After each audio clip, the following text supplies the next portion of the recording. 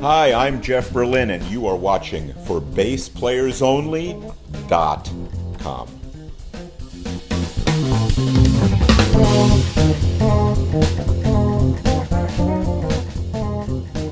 Hi everyone, John Liebman here. You're watching for BassPlayersOnly.com. Coming to you today on location, Brentwood, Tennessee, in the home, in the living room of the one and only Jeff Berlin. Hi, Jeff.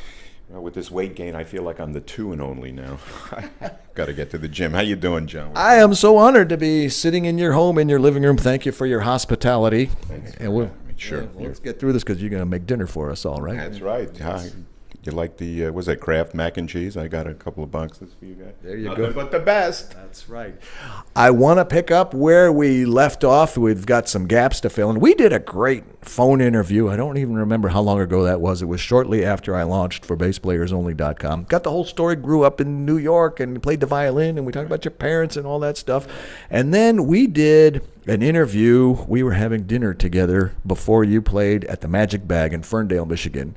Was that the gig with Scott Henderson and Mike Clark? Yes. Okay. And we had some sushi. I said, "Oh, you want to go? There's a pizza place." And you said, "No, I have to have sushi." I remember that. That's how I worded it?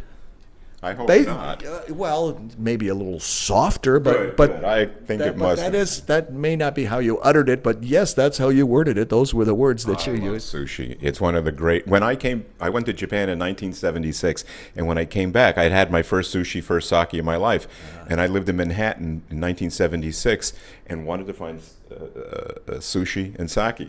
I'm looking off camera here, by the way. There's a couple of guys. So there was only two places in the whole city of Manhattan.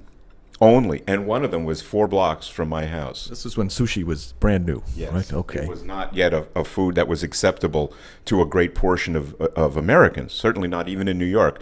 Occasional, maybe 1 or 2 ethnic, sushi restaurants popped up. But I am the greatest sushi fan now. I mean, I have been since the 70s. Well, I got to tell you, I did a tour of Japan with a group in around 1992, and I was a good sport. I was daring. I was adventurous. Had plenty of sake, no problem with that. Sushi, I gave it a chance. It's just not for me. I got something else off the menu when we ate together, but why don't we talk about you and bass and music and stuff? We did one other thing that was very cool at the NAMM show.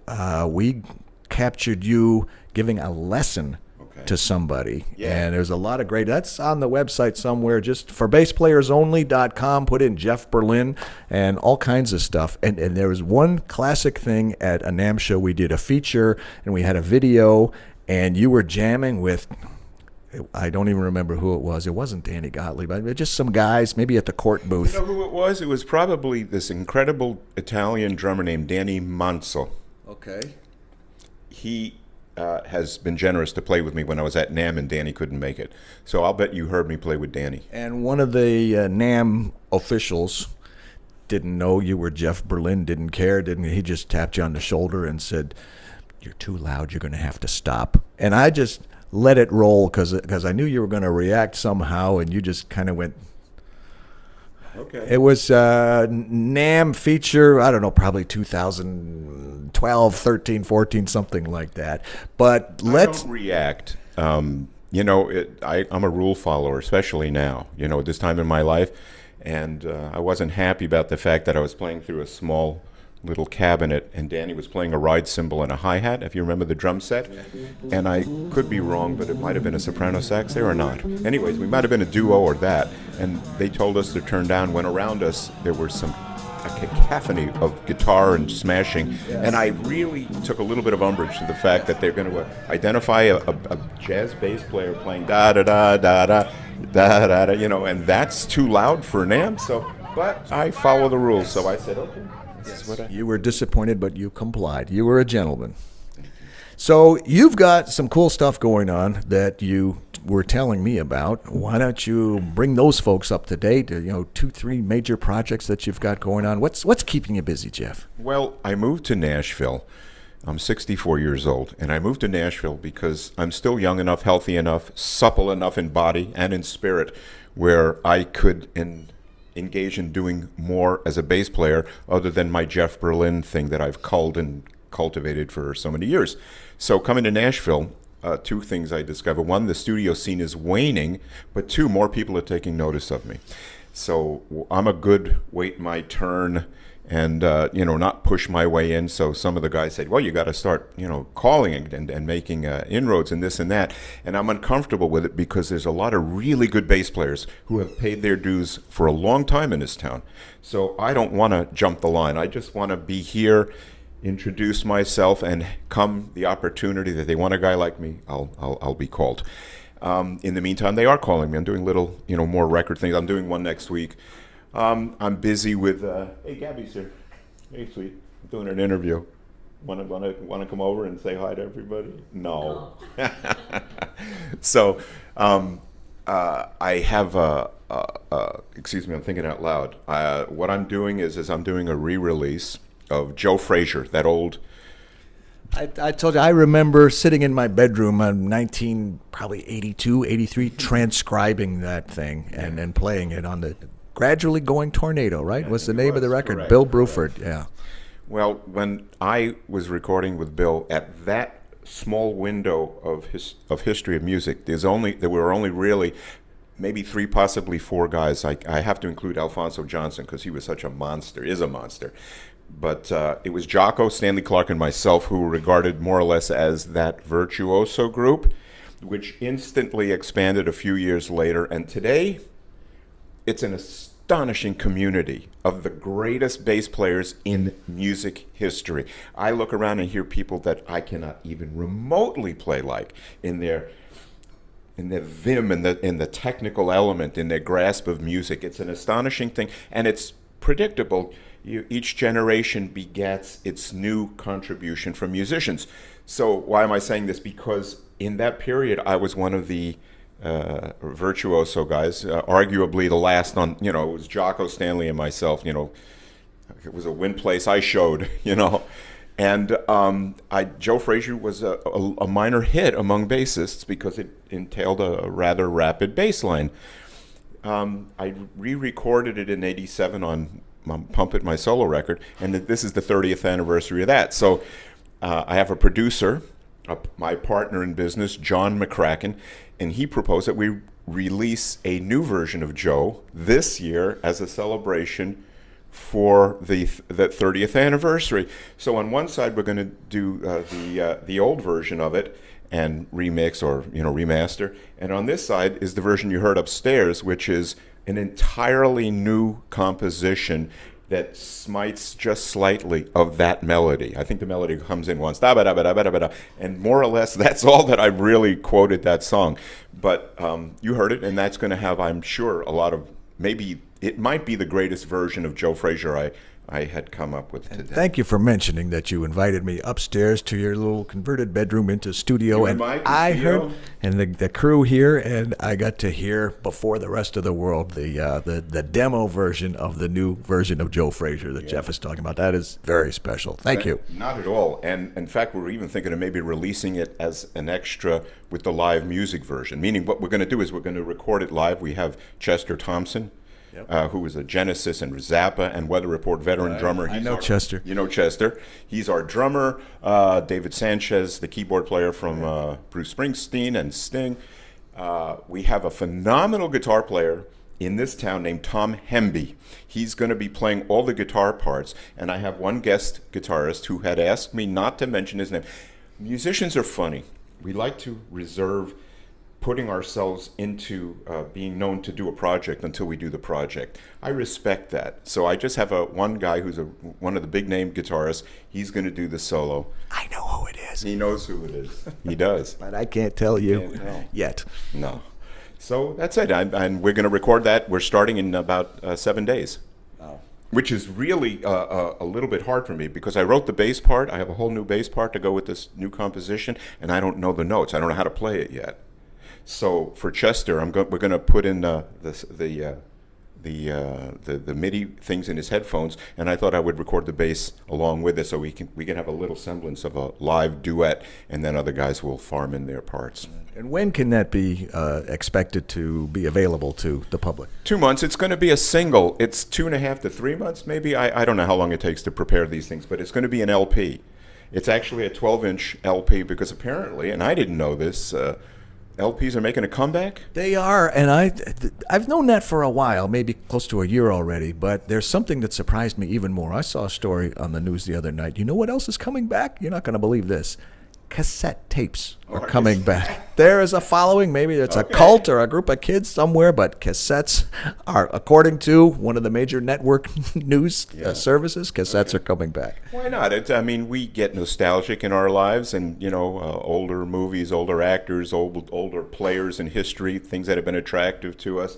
We sort of review and go back, down memory lane, and perhaps it'll stay, and maybe it'll be of a higher quality cassette than before. You know how a lot of guys love the 2-inch tape regarding the analog as a superior sound over digital, and that might be, but I personally can't quite tell the difference. But if it really pleases people, I'll go to 2-inch. I mean, I've no problem using or preparing something. If I can be in charge of the musical integrity, I'll use the means to. I just interviewed somebody, and I'm sorry, I can't remember who it was, but he said they were recording an album on. He says, yeah, they went to 2-inch machine. I said, 2-inch? You mean tape? He said, yes, they're doing it. Yeah. What else is happening, Jeff? Quite a bit, actually.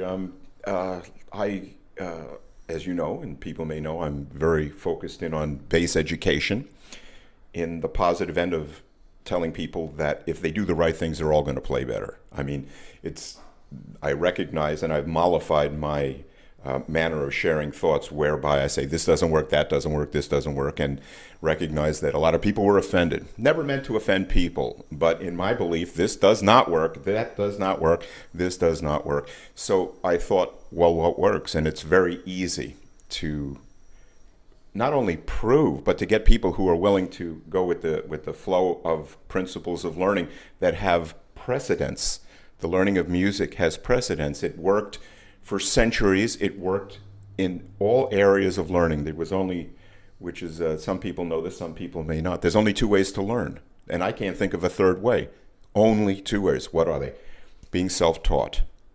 Self-taught is every bass player, every guitar player, every modern musician who experience on their own terms what equipment they use, what strings they use, with what drummers, or guitarists, or bassists they played with, what musicians they played with, in what clubs, under what situations. There's a dirty element to learning how to play well, and bass education has sanitized it. It's hard to get better if you don't find a way to find your own way through the woods. And nobody gets hurt if they get into the dirt and grease up. I mean, you just brush it off and try again. And the best players, if you look at their stories, the Beatles were, in Hamburg in a toilet of a club and played 8 shows and then set the place on fire and got kicked out and then went back and did it again. I mean, there's a grittiness there, and that made them a tighter and better group. It's the same thing with playing and learning. So, self-taught. What's the second way? The second way, sorry if I'm going on, the second way is through learning musical content. That's it. If you look at every musician in the 20th century, they're either self-taught or they're self-taught and studied music. That's it. It literally ends there. And these 2 methods side by side are so successful that 100%, not 99, of all players, especially bass players, since we're, for bass players only, all bass players learned by one or both. It's hard to just study music and then be a good player. You really can't. You really have to put your attention on the self-taught paradigm. My bass aerobics book came out a few years ago and has sold beyond my wildest expectations. I was so honored that you thought enough of it and enough of me to write the foreword to that book. So I reiterate my thanks to you, and the sales are, the fact that you wrote the foreword, I'm sure, didn't hurt the sales at all. So I publicly thank you for that, for my bass aerobics book. I'm pleased to. As I go on in this journey, my vision of learning is narrower than it has ever been. And it's very simple to share a thought with everybody who watches this, is whatever we think, whatever we believe, if everybody learns by working on musical content, good musical content, and does the work to get better, they're going to improve. Because there's a thing where a lot of guys are graduating from schools that are not playing as well. It's an interesting thing. The music industry is waning, and music-based education has never been as popular. And a lot of guys leave and can't quite play because it's a narrow paradigm. And I don't mean harm, I mean to point that out. So if bass players sat and just learned properly, which is a real simple thing to do, people could get better in 2-3 months. People could be more qualified than they've ever been in their lives, and I can prove it. And you have, and you are. I want to talk about. And I will. I want to talk about equipment a little bit. A lot of times I'll talk to somebody. I say, "Tell me about your equipment." "Oh, I've got 200 basses," and I'll usually say, "Yeah, but I bet you always go to the same 2 or 3. You have a grand total of how many? What is the number of basses that you own?" 1. That's it. That's the only it? guitar I own. It is. And not only that, but it's a 4-string. When you were talking before about the virtuosos, Jaco and Alfonso, and you, I was curious what you thought about some of the basses that you see. We were at the NAMM show last few days, and summer NAMM, winter NAMM, you see 4-string, then 5, 6, 7-string, 18-string basses, 24-string basses, the extended range basses. You have an opinion about everything. What's your opinion about that? I only have an opinion about everything musical. I don't have an opinion about other things that don't relate to what I know and have experienced. What I've learned is that in my particular case, 24, what is this? 20, how many frets is that? 36? No way is that No, 36. 24. What do we got? 12, 13, 14, I'm sorry, wrong. 17, 18, 19, 20, 21 fret. See, I don't know. 24 is 2 octave. Right. 21 frets for me is the universe. And it, for me, when I play this instrument and discover that I'm playing things that I've played before, 1, it means my vocabulary is such that I can rely on a lot of repeated and learned elements. If I have an interest to be playing better, this universe, because there are things here that I've not done. There's directions and lines and principles of playing that I've never attended to. So in my opinion, when people expand on strings without expanding on the use of the expanded string possibilities, it's not. I have to restrain myself. It isn't the best use of one's musicality, nor the best use of one's instrument, because most people play 6 or 7 strings or whatever because they believe it's the current and popular instrument to use. It is almost a mandate within our industry now that if you play bass, you got to play a 5 or 6 string. Certain circles. But you see, we're also talking about a young group of wannabes who are influenced by us, whoever we are, and by the ads of the instrument companies, and by all things saying that this is a necessary tool. And I would submit that the necessary tool is the musical capability that one has in order to make use of the instrument, because most people don't. I mean, I've taught enough guys to know this and seen enough guys. They'll own 5, 6 string basses and they barely use any of the frets. It's an interesting thing. They'll go a little low, maybe go a little high, and sometimes play a couple of chords. But I'm not talking about the Oteil Burbage or Burbage, these virtuoso, brilliant guys, or Hadrian Farad on a 5-string, who makes it sound like a 500 string. Yeah. There are exceptions. So. All right, and you play that. This is a cork bass. I remember when it came out, and we did a feature on it, and we talked about Bartolini pickups and the design of the bass. Is this the rhythmic? Rhythmic. And it's spelled RITHIMIC. Right. Rhythmic. Not like you'd expect it to be spelled. No. Okay. No, it's my little name. I actually was on tour somewhere and was coming up with the Hatsi Tatsi and the Sweetie Leedy and the Sita Wita. Those are good. And whatever I could come up with. And I think I showed this to Scott Henderson and said, "Hey, I came up with rhythmic. What do you think?" And he liked it right away. It was with Scott. And I thought it was a cute name and a little bit of a, what's the word, anagrammical? Is that it? What is it when it's not spelled typically? Anyway, so rhythmical-esque. So there it is. And that bass, and I don't break strings. It seems to have always succeeded. And I suppose if a day comes where I carry extra strings, so I mean, if I have a problem, I may have to go for two. But I've made a career playing all over the world and in all countries, all situations. My bass always arrives. I put it underneath in a flight case. It's like you can put gold bars in there and people can't get it out. It's one of those super hard flight cases. I always have my bass. It always sounds good. It always works well. And I think it's the best 4-string bass since the 62 Jazz. I think this bass has the elements of greatness, but it isn't a popular brand of mark. You know, people tend toward popular names, which isn't unreasonable, but I tend toward great quality.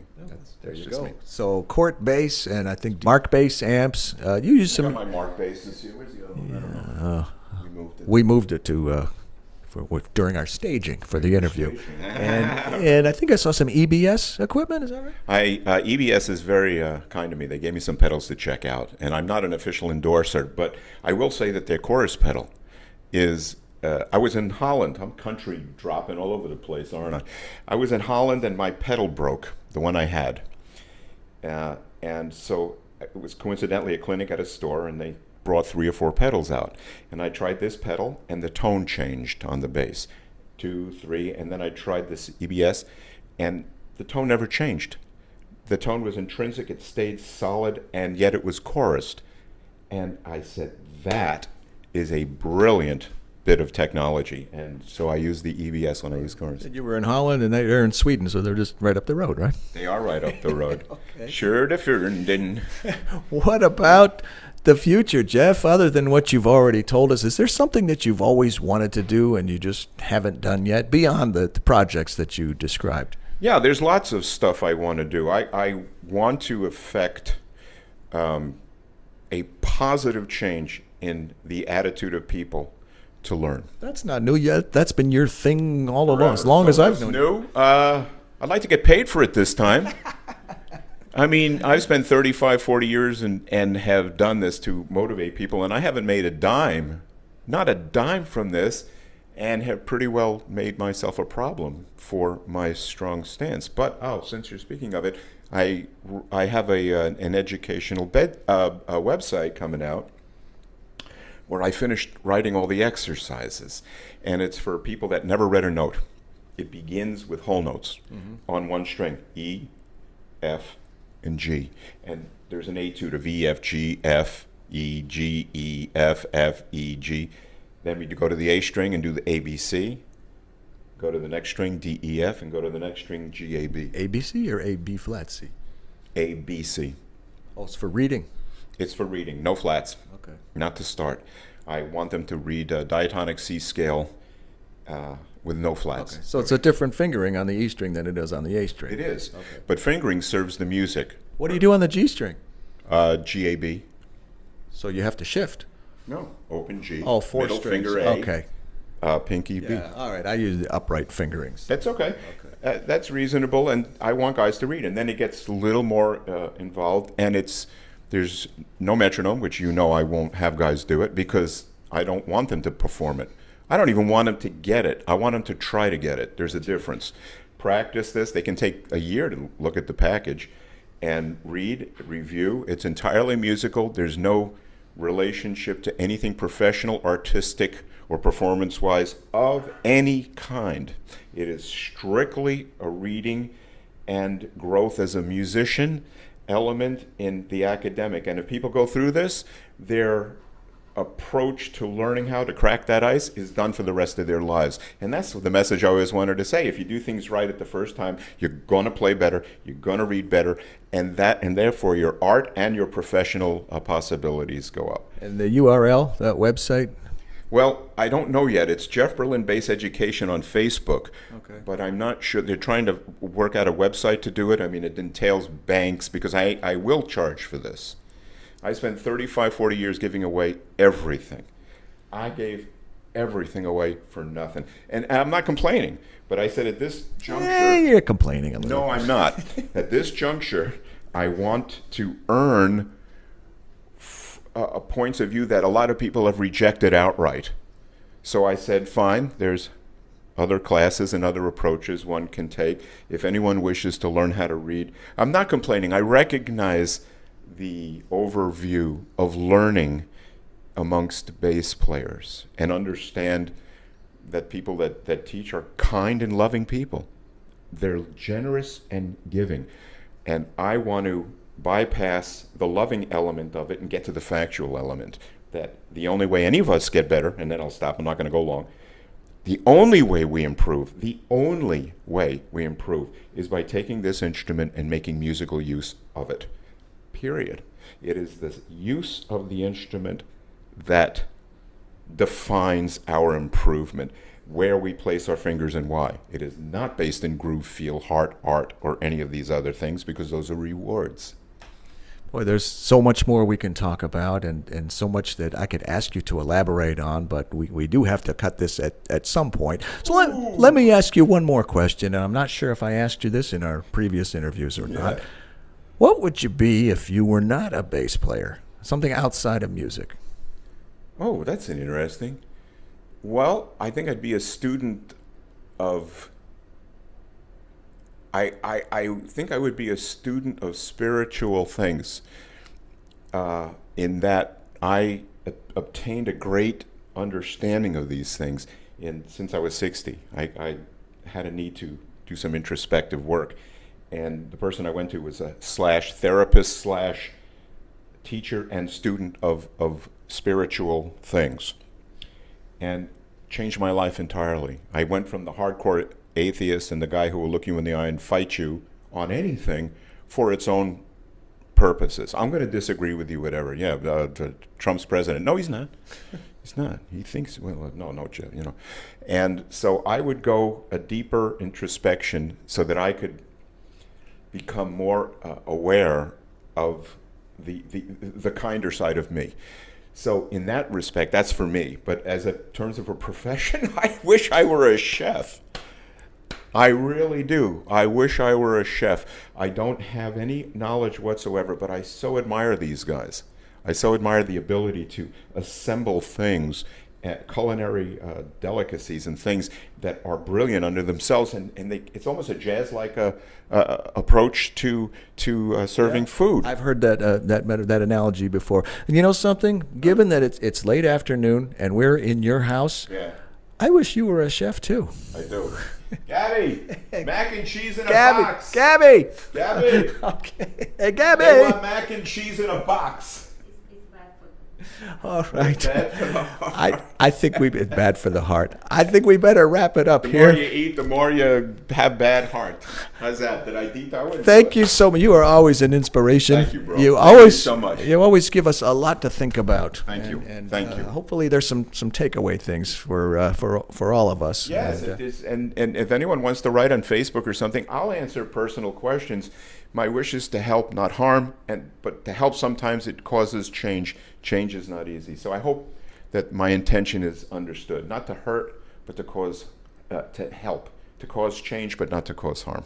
Yes. Well, he is actually a sweetheart of a guy, Thank Jeff you. Berlin. Thank you so much for welcoming all of us into your home. Thank you, sir. And much luck, continuous success to you with all those projects. And I, for one, can't wait for the Joe Frazier, the anniversary edition. 10 seconds. When this is done, we're going to start our Jack Bruce project. That's right. We didn't get to that. Okay, That's well, it. I have a Jack we'll do another follow-up We'll do another story, follow-up. Jack Bruce project, which is you know it's going to be great. Oh, boy. On location in Jeff Berlin's living room, Hooray. Brentwood, Tennessee. I'm John Liebman. I'm John Liebman. You're watching for BassPlayersOnly.com.